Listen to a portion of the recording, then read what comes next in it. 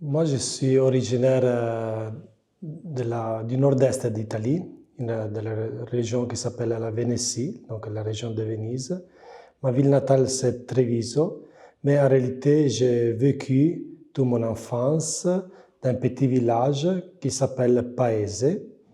Un nom un peu bizarre en italien, parce que si on traduit en français Paese, c'est village, un village qui s'appelle village. On pourrait traduire comme ça, mais le nom réel, c'est Paese.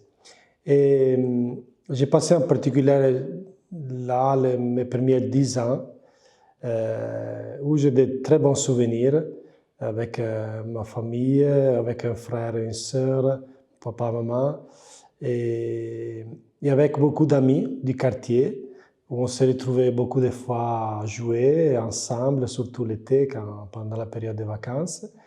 Mais, et aussi, j'étais très engagé en paroisse.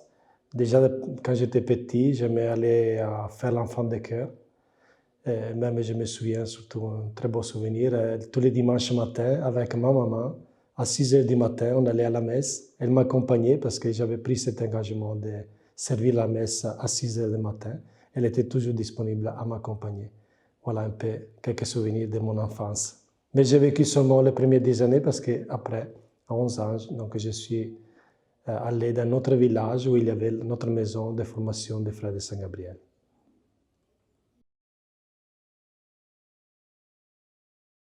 On était une famille religieuse, catholique. Surtout, ma maman était vraiment une femme de foi, euh, très fidèle à la prière. Elle avait beaucoup de confiance en Dieu, à la Vierge Marie. Et donc, je pense que ma vie religieuse, mon histoire religieuse commence surtout avec l'accompagnement de ma maman, mon papa aussi. Et mes frères aussi étaient avec moi dans différentes activités en paroisse. Mais je peux dire que ma famille m'a toujours accompagné dans mon chemin vocationnel. Et elle m'a soutenu, mais toujours dans la liberté. Bien sûr, ma maman avait toujours un rêve dans son cœur d'avoir un fils au prêtre, au religieux. Et je suis content au moins d'avoir communiqué la réalisation de ce rêve à ma maman juste quelques jours avant sa mort, parce qu'elle était malade de cancer à l'hôpital. Et après que j'avais pris vraiment la décision de répondre oui à l'appel de Dieu en entrant dans le noviciat, j'ai eu la possibilité de lui communiquer. Elle était vraiment contente en ce moment.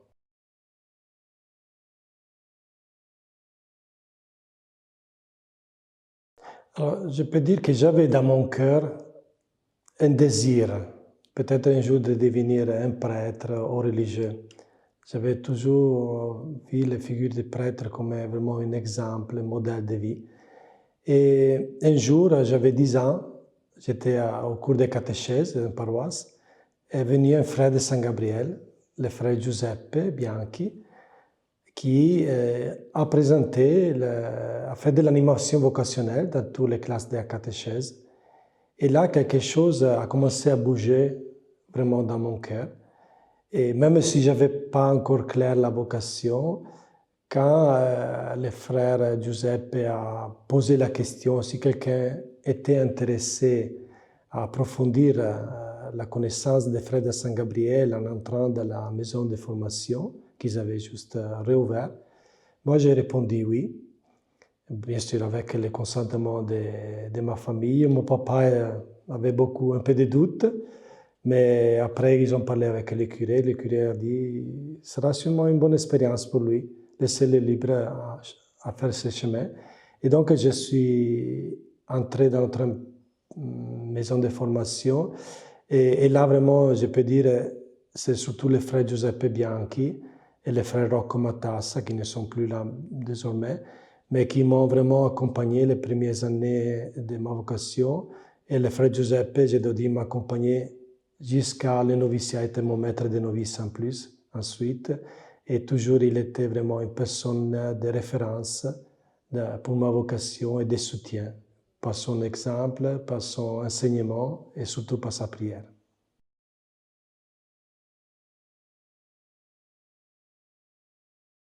Oui, bon, il peut y avoir plusieurs centres d'intérêt de différents types. Du point de vue apostolique, je pourrais dire, j'aimais toujours euh, faire de l'activité pastorale dans les paroisses. J'étais vraiment toujours dans ma vie en lien avec les paroisses. Je me suis vraiment engagé beaucoup au niveau de la catéchèse, l'action catholique, la pastorale de la jeunesse au niveau diocésain. Et même si c'était quelquefois fatigant, parce que ça ajoutait à l'autre travail que j'avais au sein de la congrégation, ça m'a donné vraiment beaucoup de joie, les expériences que j'ai vécues, avec beaucoup de jeunes, des enfants, dans les différentes activités en paroisse et en diocèse. Par exemple, les Journées mondiales de la jeunesse, que j'ai plusieurs fois participé dans l'organisation, moi, au niveau diocésain. Et c'était vraiment des moments de grande joie.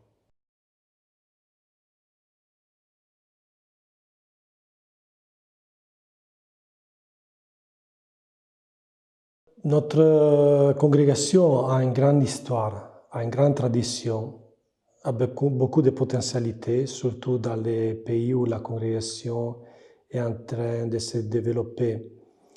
Et on a aussi une grande tradition au niveau charismatique et spirituel, je dirais, mais qu'il faut peut-être voilà, l'exploiter plus, le développer encore plus. Et bon, comment on va essayer? Je ne travaillerai pas tout seul, j'aurai un conseil avec moi.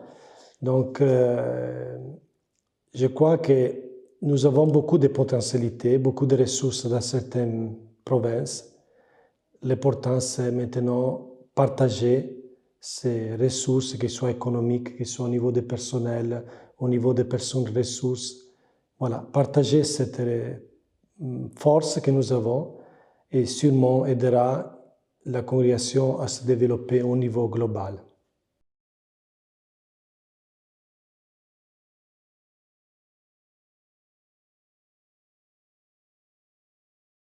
Bon, il y a plusieurs priorités qui sont aussi sorties lors de notre chapitre général, le 33e chapitre général. Je dirais la première priorité, c'est créer l'unité au niveau de la province, mais aussi à l'intérieur de chaque province. Il y a des provinces où il y a des cas de division un peu. Et là, il faut vraiment travailler, faire le possible pour recréer un climat d'unité. Et cette unité doit amener à une plus grande collaboration interprovinciale à tous les niveaux. Soutien, par exemple, de certaines provinces qui ont moins de ressources économiques, moins de ressources de personnel. Collaboration pour assurer une présence dans les provinces occidentales. Après, une autre priorité que je trouve importante, c'est aider chaque frère, chacun de nous, à redécouvrir, à renforcer les valeurs de la vie religieuse. Seulement, il y a des situations où on a perdu un peu ces valeurs-là, et c'est important, parce que c'est la base de notre vocation, et c'est la base aussi de notre action apostolique. Et oui, c'est ça un peu les priorités que je vois.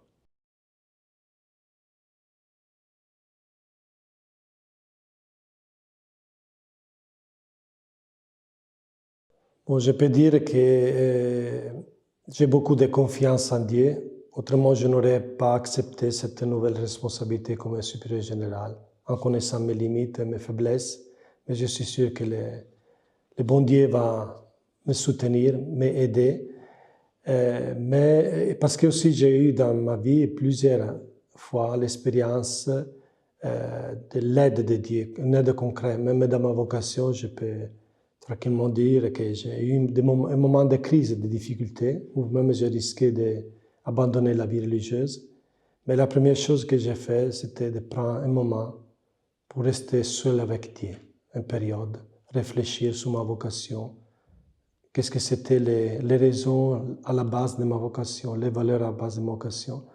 Et avec l'aide de Dieu, vraiment, j'ai repris force, j'ai repris courage.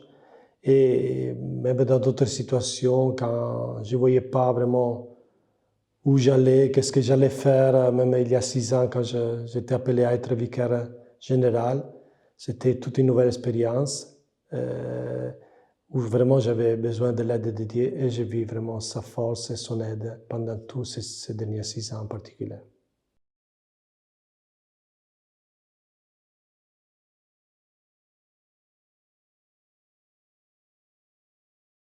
Bien sûr, la première chose, c'est la prière. Sans l'aide comme je disais, sans l'aide du Seigneur, on peut faire bien très peu. Donc, le soutien avec la prière, mais pour résoudre voilà, certains problèmes, comme j'ai déjà dit, je compte beaucoup sur le dialogue et l'écoute. Il faut commencer par l'écoute, je dirais.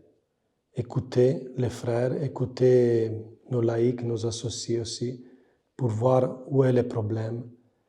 Trouver avec les personnes concernées, trouver les causes, les raisons de ces problèmes-là. Et après, avec un chemin synodal, essayer de trouver ensemble les solutions. Imposer les solutions d'en haut, c'est pas suffisant. Quelquefois, beaucoup de fois, c'est inefficace. Si les personnes à la base ne sont pas convaincues de faire un chemin ensemble pour résoudre les problèmes, il n'y aura aucun fruit. Donc, je compte beaucoup travailler ensemble avec tous, avec mon conseil, et pour vraiment cheminer ensemble et arriver vraiment à la solution des problèmes. Mais c'est un chemin quelquefois que ça pourrait être long, difficile, mais nous on doit essayer de faire de notre mieux, de faire le possible avec l'aide du Dieu et de notre fondateur Saint-Louis de Montfort que célébrons aujourd'hui.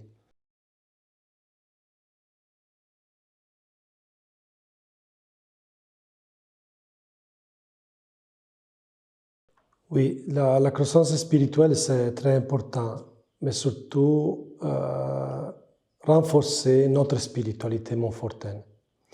Et pour ça, je compte beaucoup sur nos associés, sur nos collaborateurs, mais les associés en particulier. J'étais en charge pendant 6 ans du partenariat dans notre congrégation et j'ai vu vraiment quelle potentialité, quels fruits ont donné les laïcs dans plusieurs entités où on a confié même la responsabilité de la transmission de la spiritualité montfortaine.